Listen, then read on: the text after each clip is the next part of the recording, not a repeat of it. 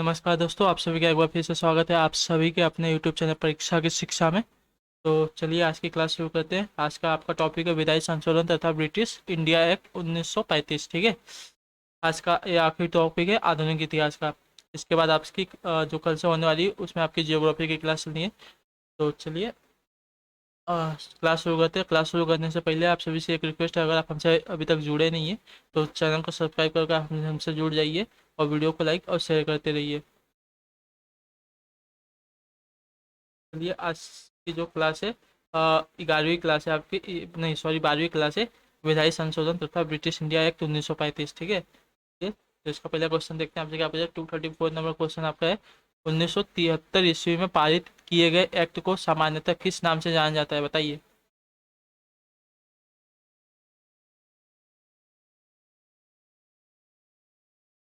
234 पर आप लोग आंसर देने की कोशिश कीजिए, क्या राइट आंसर हो जाएगा। 1973 में ईस्वी में पारित किए गए एक्ट को सामान्यतः किस नाम से जाना जाता है। तो रेगुलेटिंग एक्ट। ऑप्शन नंबर 34 पे आपका ऑप्शन नंबर ए राइट हो जाएगा। क्वेश्चन नंबर 234 पे ऑप्शन नंबर ए आप लोग राइट कर लीजिए। अगला क्वेश्चन देखते हैं। 235 में आपका क्या पूछा गया। ईस्ट इंडिया कंपनी ने किस वर्ष तक कलकत्ता में सर्वोच्च न्यायालय की स्थापना की थी। 235 पे आप लोग राइट आंसर देने की कोशिश कीजिए। राइट आंसर इसका क्या हो जाएगा। ईस्ट इंडिया कंपनी ने किस वर्ष कलकत्ता में सर्वोच्च न्यायालय की स्थापना की थी।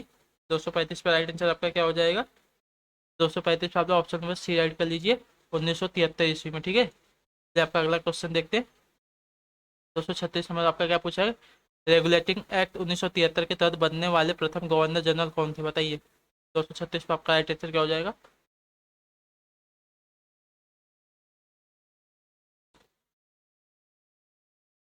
बताइए 236 का राइट आंसर। रेगुलेटिंग एक्ट 1773 के तहत बनने वाले प्रथम जनरल गवर्नर जनरल कौन थे आपके।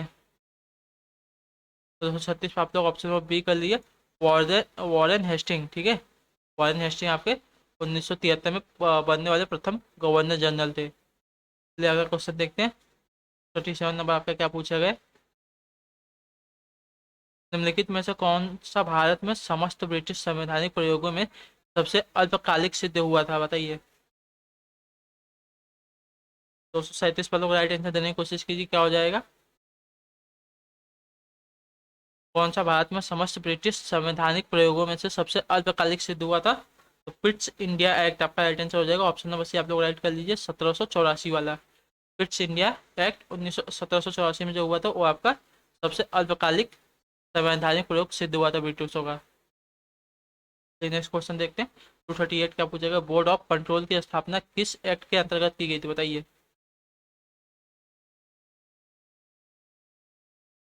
238 पे आपका राइट आंसर क्या हो जाएगा। बोर्ड ऑफ कंट्रोल की स्थापना किस एक्ट के अंतर्गत की गई थी। तो 1784 का पिट्स इंडिया एक्ट। ठीक है, आपका राइट आंसर हो जाएगा। 238 पे आपका ऑप्शन नंबर बी राइट कर लीजिए। चलिए नेक्स्ट क्वेश्चन देखते हैं। 239 आपका क्या पूछा है। नियंत्रण बोर्ड के सदस्यों तथा कर्मचारियों के वेतन भारतीय राजस्व में से देने की व्यवस्था की किस एक्ट में की गई थी, बताइए। 239 का राइट आंसर दीजिए, आपका क्या हो जाएगा।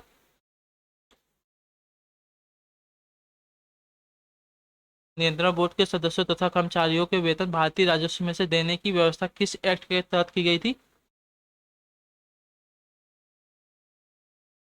1973 के चार्टर एक्ट के तहत। ठीक है, जो 1973 का चार्टर एक्ट है इसके द्वारा नियंत्रण बोर्ड के सदस्यों तथा कर्मचारियों को वेतन भारतीय राजस्व में से देने की व्यवस्था की गई थी। चलिए 240 नंबर क्वेश्चन देखिए आपके क्या पूछा गया। किस एक्ट के द्वारा कंपनियों ने भारत के साथ व्यापार करने के एकाधिकार को छीन लिया गया, बताइए। 240 पे आपका राइट आंसर क्या हो जाएगा। किस एक्ट के द्वारा कंपनियों ने भारत के साथ व्यापार करने के एकाधिकार को छीन लिया। तो 1813 का चार्टर एक्ट। ठीक है, इसके द्वारा भारत में जो द्वारा कंपनियों ने भारत के साथ व्यापार करने का एकाधिकार को छीन लिया था। आपका अगला प्रश्न 241 ने क्या पूछा है। इस एक्ट के द्वारा ईसाई धर्म को प्रचारकों को भारत में धर्म प्रचार का अधिकार मिला, बताइए। 241 पे आपका राइट आंसर क्या हो जाएगा। किस एक्ट के द्वारा ईसाई धर्म के प्रचारकों को भारत में धर्म प्रचार का एकाधिकार मिला था? 241 का आप लोग राइट आंसर दीजिए। तो 1813 के चार्टर एक्ट के द्वारा, ठीक है। 1813 का जो चार्टर एक्ट था, इसके द्वारा ईसाई धर्म के प्रचारकों को भारत में धर्म का प्रचार करने का अधिकार मिल गया था। चलिए अगला प्रश्न देखते हैं क्या पूछे। 242 नंबर है आपका। 1833 ईस्वी में चार्टर एक्ट के समय भारत में गवर्नर जनरल कौन था, बताइए। 242 पर आपका राइट आंसर क्या हो जाएगा? 1883 ईस्वी में चार्टर एक्ट के समय भारत का जनरल गवर्नर कौन था आपका? लॉर्ड विलियम बेंटिंक, ठीक है, आपका राइट आंसर हो जाएगा। 1833 में चार्टर एक्ट के समय भारत का वायसराय जनरल गवर्नर आपका लॉर्ड विलियम बेंटिंक था। चलिए नेक्स्ट क्वेश्चन देखते हैं। 243 आपका क्या पूछा है, किस चार्टर एक्ट के अंतर्गत भारत में दास प्रथा को अवैध घोषित कर दिया गया था?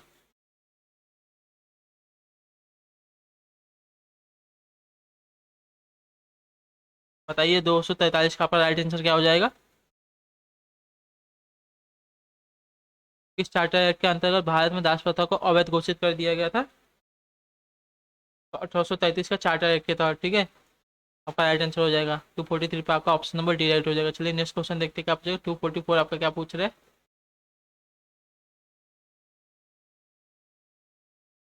किस अधिनियम ने भारतवासियों को अपने देश के प्रशासन में कुछ हिस्सा लेना संभव बनाया था, बताइए। 244 पे आप लोग राइट आंसर दीजिए, क्या हो जाएगा? किस अधिनियम में भारतवासियों को अपने देश में प्रशासन में कुछ हिस्सा लेने संभव किया था? तो चार्टर एक्ट 1833 के एक्ट था, उसी के अनुसार भारतवासियों को अपने देश में प्रशासन में कुछ हिस्सा लेना संभव हुआ था, ठीक है। 244 का राइट आंसर आप लोग ऑप्शन नंबर ए सही कर लिए। चलिए नेक्स्ट क्वेश्चन है। 245 आपसे क्या पूछा है,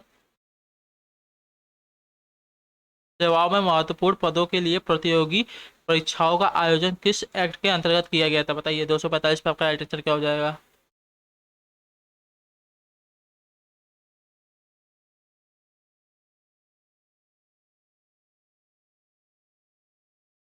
दो सौ पैंतालीस पे राइट आंसर बताइए, क्या हो जाएगा आपका? सेवाओं में महत्वपूर्ण पदों के लिए प्रतियोगी परीक्षाओं का आयोजन किस एक्ट के अंतर्गत किया गया था? तो 1853 के चार्टर एक्ट के तहत, ठीक है। ऑप्शन नंबर डी आप लोग 245 पर सही कर लीजिए। चलिए नेक्स्ट क्वेश्चन देखते हैं। 246 आपका क्या पूछेगा, भारत में शासन कंपनी से लेकर ब्रिटिश क्राउन के हाथों में कब सौंपा गया, बताइए।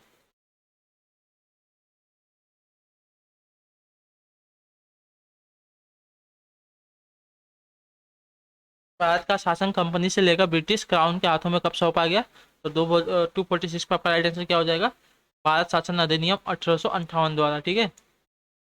और 246 पे आपका ऑप्शन नंबर ए राइट हो जाएगा। चलिए नेक्स्ट क्वेश्चन देखते हैं।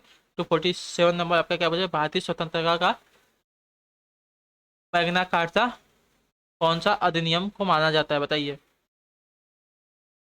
भारतीय स्वतंत्रता का मैग्ना कार्टा कौन से अधिनियम को माना जाता है? 247 पर आप लोग राइट आंसर दीजिए, क्या हो जाएगा?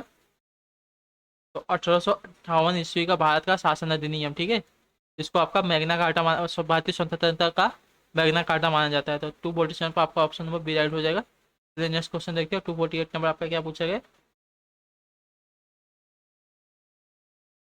1909 में भारतीय परिषद अधिनियम के किस बात की व्यवस्था की गई थी, बताइए। क्वेश्चन पढ़ लीजिए एक बार और। 248 पे क्या देगा? 1909 के भारतीय परिषद अधिनियम में किस बात की व्यवस्था की गई थी, बताइए। चार ऑप्शन दिए गए हैं आपके यहाँ पे, बताइए इसका राइट आंसर क्या हो जाएगा। 1909 में भारतीय परिषद अधिनियम में किस बात की व्यवस्था की गई थी? 248 पे आपका राइट आंसर क्या हो जाएगा? तो सांप्रदायिक प्रतिनिधित्व, आपका ऑप्शन नंबर बी आपका राइट हो जाएगा। 248 पे आपका ऑप्शन नंबर बी राइट कर लीजिए। चलिए नेक्स्ट क्वेश्चन देखते हैं क्या पूछा गया। 249 है आपका। ब्रिटिश भारत में सांप्रदायिक प्रतिनिधित्व की व्यवस्था निम्नलिखित में से किस अधिनियम द्वारा की गई थी, बताइए। 249 पे आपका राइट आंसर क्या हो जाएगा?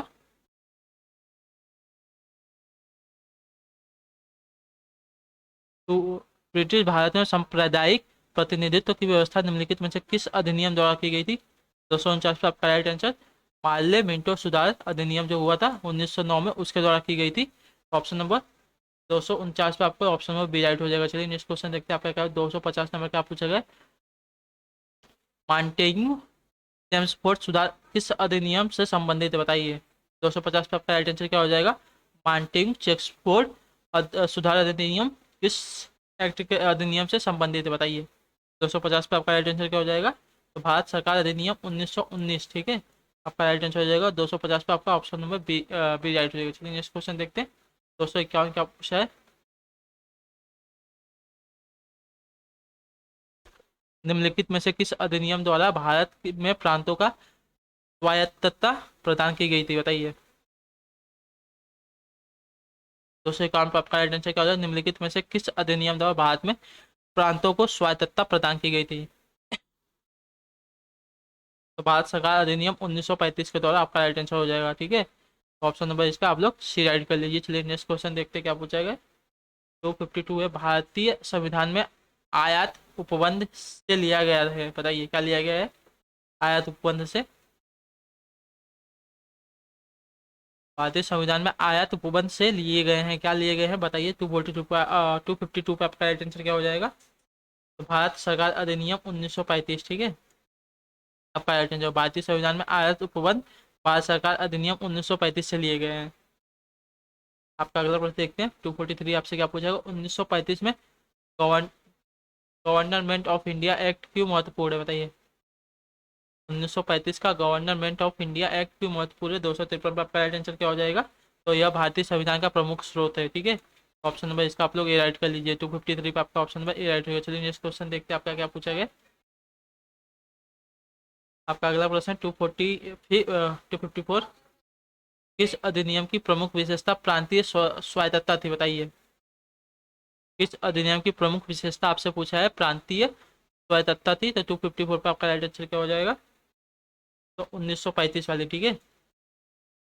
जो 1935 का अधिनियम हुआ था वो आपकी प्रमुख विशेषता थी, प्रांतीय स्वतंत्रता थी। चलिए आपका अगला प्रश्न 255 में आपका क्या पूछेगा, भारत शासन अधिनियम 1935 द्वारा स्थापित संघ में अवशिष्ट शक्तियाँ किसे दी गई थी। 255 का आपका राइट आंसर क्या हो जाएगा, बताने की कोशिश कीजिए। भारत शासन अधिनियम 1935 द्वारा स्थापित संघ में अवशिष्ट शक्तियाँ किसे दी गई थी। तो आपके दी गई थी गवर्नर जनरल को, ठीक है। ऑप्शन नंबर बी आप लोग 255 पर राइट हो जाएगा। चलिए नेक्स्ट क्वेश्चन देखते हैं आपका क्या पूछेगा। 256 नंबर है।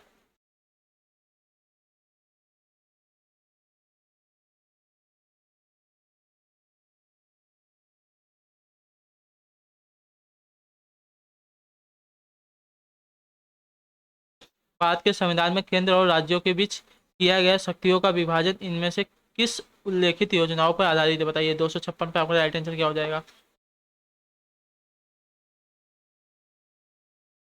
भारत के संविधान में केंद्र और राज्यों के बीच किया गया शक्तियों का विभाजन इनमें से किस उल्लेखित योजनाओं पर आधारित है। 256 पे आपका राइट आंसर बताने की कोशिश कीजिए।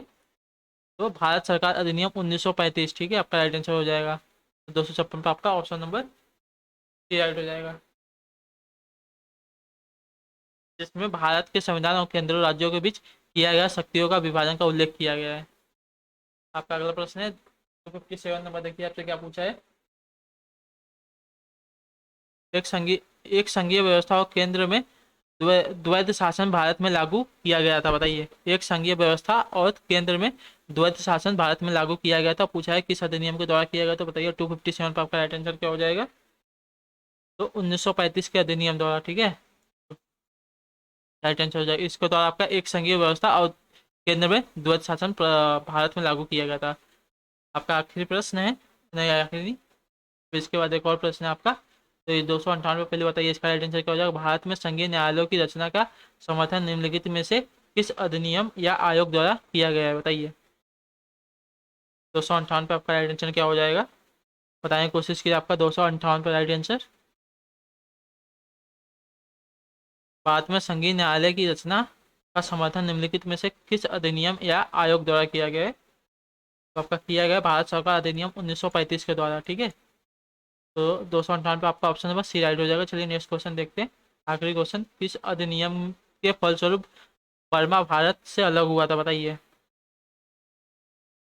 259 पे आपका राइट आंसर क्या हो जाएगा, किस अधिनियम के फलस्वरूप बर्मा भारत से अलग हुआ था। तो 259 पे आपका ऑप्शन नंबर सी राइट कर लिए।